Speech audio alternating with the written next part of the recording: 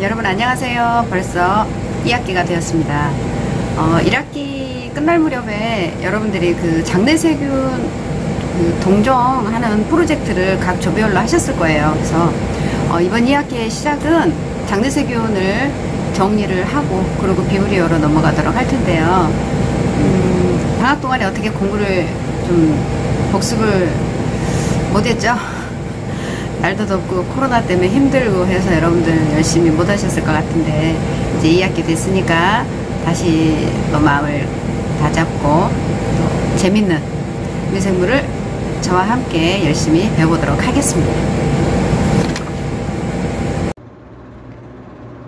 자, 장내세균이 저희 분류학상 어디에 위치하는지 한번 살펴보도록 할게요. 자, 세균은 형태에 따라서 알균과 막대균으로 나눈다 그랬죠. 그러면 알균은 그람 염색성에 따라서 양성알균, 음성알균 이렇게 나눴고요. 막대균은 양성막대균, 그러니까 그람 양성막대균이 되겠죠. 그리고 그람 음성막대균. 1학기 때 이미 여러분들 그람 양성막대균까지 다 배우셨어요. 아마 리스테리아, 코리나박테리움 이런 것들이 그람 양성막대균에 속하겠습니다. 그리고 이번 시간에 배우게 되실 장내세균은 바로 그람 음성 막대균에 속합니다. 자, 그람 음성 막대균은요, 또 이렇게 분류할 수가 있어요. 옥시다제라는 효소를 가지고 있느냐, 그렇지 않느냐에 따라서 옥시다제 음성, 옥시다제 양성 이렇게 분류를 하고 있는데요. 그람 음성 막대균을 옥시다제의 존재 여부에 따라서 이렇게 나누는 것은 너무나 중요합니다. 그래서 임상에서도 옥시다제라는 효소 검사를 매일매일 시행을 하고 있기 때문에 여러분들이 이 장내세균 그러면은요, 옥시다제를 절대, 옥시다제가 음성이다는 거는 절대 잊어버리시면 안 돼요. 그리고 이 옥시다제라고 하는 것은요, 효소의 종류겠죠. ASE가 붙으면 효소라고 그랬잖아요. 그렇게 배웠잖아요. 자, 옥시다제는요, 여기서 옥시다제는 포도당을 산화시키는 효소입니다. 자, 그런데 장내세균은 포도당을 산화시키는 효소가 없습니다. 그래서 글루코스를 발효시킵니다. 자, 이렇게요. 자, 이 표는 반드시 여러분이 기본적으로 알고 계셔야 돼요. 그람 음성 막대균을 옥시다제가 음성이냐 양성이냐에 따라서 이렇게 분류할 수가 있고요. 옥시다제가 음성인 것들 중에서 글루코스를 이렇게 발효하는 것과 그리고 산화하는 것 이렇게 분류할 수가 있고, 옥시다제가 양성인 것도 역시 글루코스를 발효하느냐 산화하느냐에 따라서 그 세균의 종류가 나누어집니다. 자, 그렇다면 이 엔테로박테리아cea가 바로 이 장내세균이 되겠는데요. 이 장내세균은요, 조건 무산소성 그람 음성 막대균입니다. 이 조건 무산소성이라고 하는 것은요, 산소가 있으나 없으나 잘 자랄 수 있다는 뜻이 되겠죠. 그래서 산소가 없는 환경에서도 잘 자랄 수가 있습니다. 그래서 이 장내세균과 이런 조건 무산소성 그람 음성 막대균은 이렇게 세 가지가 있는데 이번 시간에는 장내세균입니다. 자, 이제 장내세균의 일반적인 성상을 한번 알아볼게요. 익히 알고 계시겠지만 일반적 성상이라고 하면은요, 이게 장내세균의 여러 가지 속이 있겠잖아요. 그런데 그런 것들을 통틀어서 보편적으로 갖고 있는 성상을 일반적 성상이라고 해요. 자, 마콘케아가에서 잘 자란다고 그랬죠. 아까 말했죠. 옥시다제가 음성이라고 포도당 발효한다고 말씀드렸고요. 주모성 편모라고 하는 것은 여기 보시면은 이렇게 세균 주변에 이렇게 플라겔라 편모가 이렇게 주변에 존재한다 그래서 주모성 편모, 그리고 질산염을 환원합니다. 그리고 이제 6% 식염에서 증식을 못한다. 식염, 여러분들 바닷물에 식염 농도가 한 3% 정도 된다고 그래요. 그런데 6% 식염에서 증식을 못한다고 하는 거는 그보다 더 이렇게 농도가 높은 식염에서 농도가 높은 소금기가 있으면 자라지 못한다는 뜻이겠죠.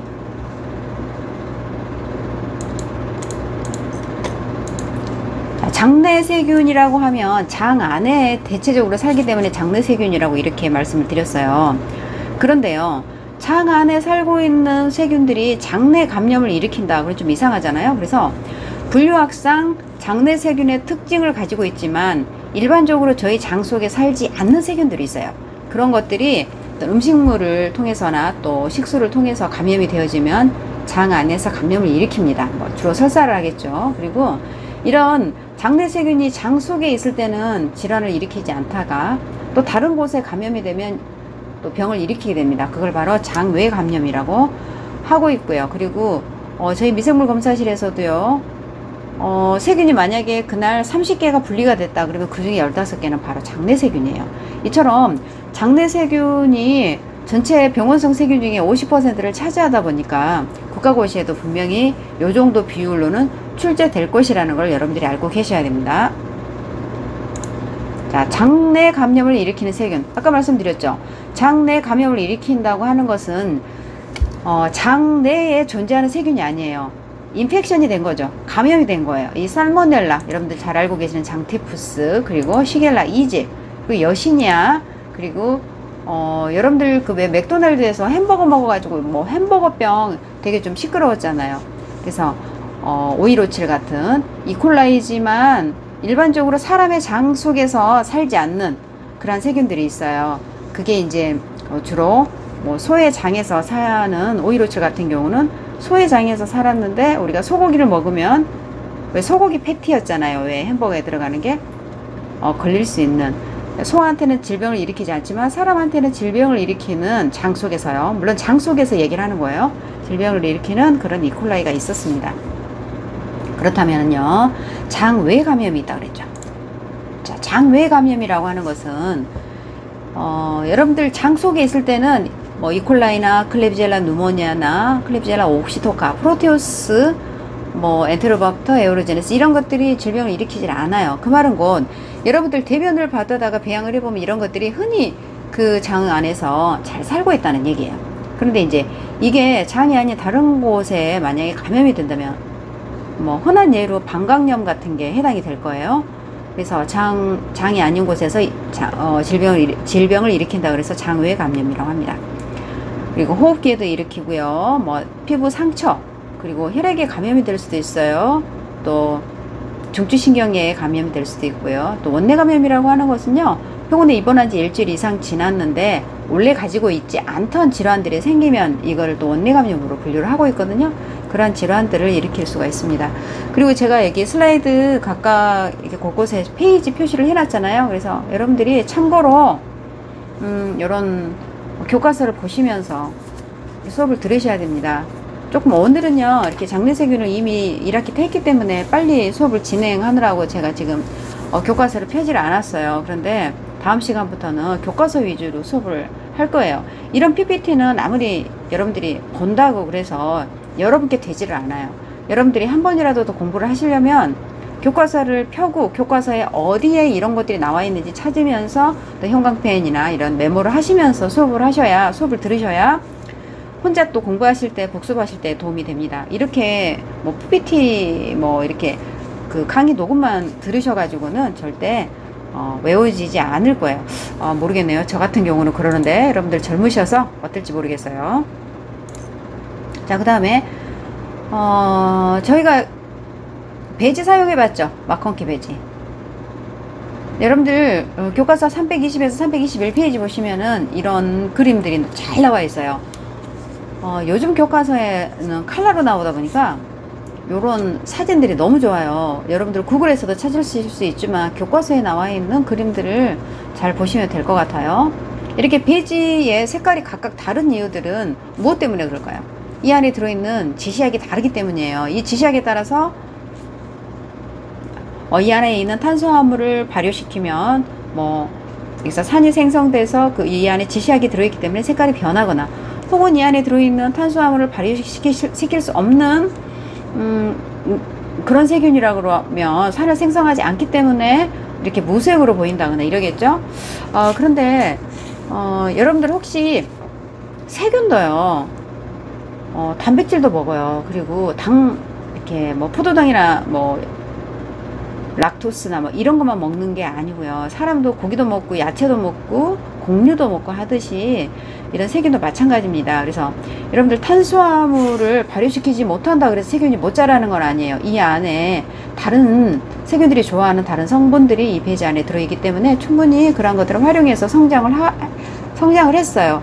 성장을 할 수 있어요. 그런데 이제 이 안에 들어있는 당과 제시약을 넣는 이유는 그 세균의 생화학적 성상을 보기 위해서 도대체 여기에 지금 오늘 배양한 세균이 어떤 세균인지 알아보기 위해서 여기에 탄수화물과 그리고 지시약을 넣는 것입니다. 여기 나와 있는 배지 중에 여러분들이 꼭 기억해야 되실 게 이 마콩키 배지 하고요. 그리고 여기 살모넬라 시겔라 이렇게 심었던 요런 SS 아가 또 이런 이콜라이가 금속성 광택을 보여주는 이런 EMB 아가 같은 것은 꼭 기억을 하셔야 됩니다. 이게 장내세균 분리배지예요. 분리배지라고 하는 게 뭘까요? 장내세균을 분류할 수 있다. 색깔로 분류할 수도 있고요. 그리고 이 마콩키 배지에서는 그람 양성세균이 자라질 않습니다. 네, 그람 양성세균이 자라지 못하도록 어떤 처리가 돼 있죠. 이 안에 뭐 바이러솔트가 들어있다거나 뭔가가 들어있어요. 그래서 여기서 양성세균하고 음성세균이 막 한꺼번에 섞여서 자라면 되게 이렇게 어떤 세균을 감별하거나 할 때 되게 힘들겠잖아요. 그래서 충분히 그런 것들을 감안해서 이 안에 억제제들이 들어있어요. 그리고 1학기 때 여러분들 이 TSI 배지 실험해 보셨죠? 어떤 분들은 운이 좋아서 TSI 배지 반응이 아주 잘 일어났고요. 그리고 TSI 배지가 아닌 LIA 배지에 심으신 분들은 또 이런 반응을 잘 못 보셨을 거예요. LIA 배지도 장내세균을 그 생화학적 반응을 보는 그런 배지였어요. 그런데 이제 LIA 같은 경우는 탄수화물을 뭐 분해하는 그런 걸 보는 게 아니고요. 다른 거였죠. 라이신, 뭐 디카복실레이스, 라이신, 뭐 디아미네이즈, 뭐 이런 거를 보는 그런 배지였어요. 자, 장내세균의 배양은요. 자, PAP만으로는 감별이 불가능하다. 자, 왜 그럴까요? 자, 여러분들이 설사 환자가 왔어요. 대변을 가져와서 이거를 병원성 세균을 만약에 장내 감염을 일으키는 병원성 세균을 분리해야 된다. 그러면 PAP에다가 만약에 심었어요. 그럼 어떻게 되겠어요? PAP는요, 억제제가 들어있지 않기 때문에 그람 양성 세균을 포함한 너무나 많은 세균들이 자라겠잖아요. 그래서 이런 장내 세균의 배양에는요, BAP만으로는 부족합니다. 그래서 일반적으로 마콩키 아가나 EMB 아가를 BAP와 동시에 함께 사용을 하고 있어요. 자, BAP하고 마콩키를 동시에 사용하는 이유가 뭐라고 그랬어요? PAP 마콩키를 동시에 같은 검체를 접종을 했는데 PAP에는 자라지 않고 만약에 마콩키에만 자랐다. 그러면 그람 음성세균이다. 이렇게 구별할 수 있다고 지난 시간에도 말씀을 드렸죠. 자, 그리고 TSI 아가를 보시면은요, 맨 앞에 있는 거는 접종하기 전 상태 컨트롤입니다. 그리고 두 번째는 사면은 핑크색으로 바뀌었고 뭐 이렇게 고층은 바뀌지 않았지만 이런 경우는 글루코스도 발효하지 않은 상태이기 때문에 KK라고 했고요. 세 번째는요, AA에 가스가 생성이 됐고요. 그리고 네 번째 거는 KA의 HTS 양성이고요. 또 다섯 번째는 KA가 되겠죠. 자, 여기 이 배지를 다시 한번 보여드린 이유는요. 자, 사용 목적에 따라서 배지 종류별 억제 물질과 지시약 그리고 반응을 알고 계셔야 된다는 뜻에서 너무 중요해서 한번 더 보여드렸어요. 여러분들 표에 나와 있어요. 320에서 321페이지를 반드시 이 시간 수업이 끝나면 반드시 확인하시기 바랍니다. 자, TSI 뭐 원리는 다시 말씀 안 드려도 되겠죠. 자, TSI 아가에 접종하는 방법 보여드렸고요. 자, 그리고 장내세균을 감별할 때, 분리동정할 때 사용되는 여러가지 전통적인 생화학 시험이 있어요. 여러분들은 API로 다 이걸 하셨어요. API 안에 들어있는 20개의 뭐라 그러죠? 큐플 안에 20개의 큐플 안에 이런 각각의 반응들을 다 볼 수 있는 시약들이 있었고, 여러분들은 균을 서스펜션을 만들어서 여기다 다 접종을 하셔가지고 시약을 떨어뜨려가지고 이미 반응들을 보셨습니다. 일일이 이러한 것들을 배지를 만들어서 실험을 하기에 너무 시간이 촉박해서 그렇게 했던 건데요. 예전에 API라는 또 혹은 자동화 장비가 없을 때는 이런 걸 일일이 다 손으로 만들어서 배지를 가지고 실험을 했었죠. 자, 그리고 탄수화물 발효 시험이 있는데 이것도 교과서 한번 꼭 읽어보시길 바래요. 여기서 중요한 게, 자, 글루코스는 기본적으로 다 발효를 한다 그랬어요. 근데 이제 탄수화물 중에 글루코스만 있는 건 아니고요. 만약에 이 장내세균이 글루코스만 발효하고 다른 당 발효에 대해서 어떤 특이성이 없다면은 굉장히 얘네들을 서로 얘가 이콜라인지 클레비젤라인지 혹은 살모넬라인지 쉬겔라인지 구별해내는 게 굉장히 힘들 거예요. 하지만 락토스를 발효하는 세균과 또 그렇지 않는 세균으로 구분을 할 수가 있어요. 그래서 락토스를 발효하는지 안 하는지는 뭘 보면 알 수 있어요. 마콩깨 베이지에 심었을 때 핑크 컬러를 나타내는 건 락토스를 발효한다. 그리고 무색인 경우에는 락토스를 발효하지 않는다. 이렇게 구분을 할 수 있다 그랬죠. 그래서 이콜라이, 클레비젤라 이런 것, 엔테로박타 이런 것들은요, 글루코스와 락토스. 글루코스는 기본적으로 발효를 하고 또 락토스를 함께 발효하는 것들은 이콜라이나 클레비젤라, 엔테로박터. 그리고 글루코스는 발효하지만 락토스를 발효하지 않는 것들은요, 살모넬라, 시겔라, 프로테우스 등입니다. 이거는 대표적인 것들이니까요. 요 정도는 외우셔야 되겠죠. 자, 임빅시험. 임돌 메칠레들 MR이라 그러죠. 그리고 보그스 프로스카우어라 그래서 VP 반응. 그리고 사이트레이트를 구연산을 활용하느냐. 이 네 가지 반응을 보는 게 바로 임빅 반응입니다. 장내세균 감별 시험에서 가장 중요한 테스트가 바로 이 임빅 시험이에요.